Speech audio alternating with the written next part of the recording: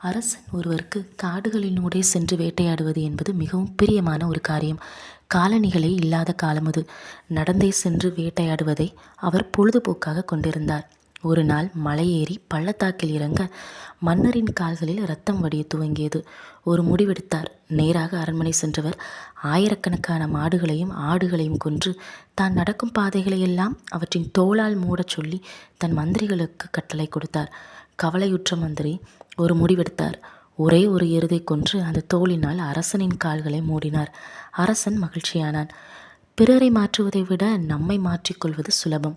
முதலாவது நாம் மாற வேண்டும்.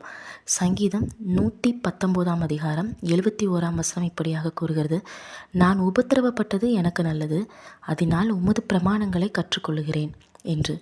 தோல்விகள் மூலமாக பயனுள்ள பல விஷயங்களை நாம் பெற முடியும்.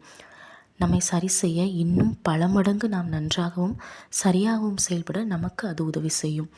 தேவன் நம் வாழ்க்கையில் அனுமதிக்கும் சில காயங்கள் கசப்பானவைகள்தான். ஆயினும் அவை இனிப்பான முடிவுகளுக்கு ஏதுவாகவே அவற்றை அனுமதிக்கிறார் என்பது உண்மை. ரூத்தின் வாழ்க்கையில் ஆரம்பம் கசப்பானதுதான். ஆனால் மோவாப் என்னுடையதல்ல, இனி உம் ஜனம் என் ஜனம் என்று தன் வாழ்க்கையை மாற்றி கொண்டது நிமித்தம் அது இனிப்பான முடிவுக்கு நேராக ரூத்தை நடத்தி சென்றது. சிந்தை மாறனும், செயல்கள் மாறனும், பேச்சு மாறனும், என் பெருமை மாறனும்.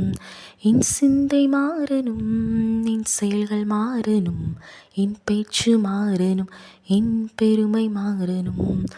மாறவே ஆசைப்படுகிறேன், என்னை மாற்றிவிடும் அருமை நேசரே.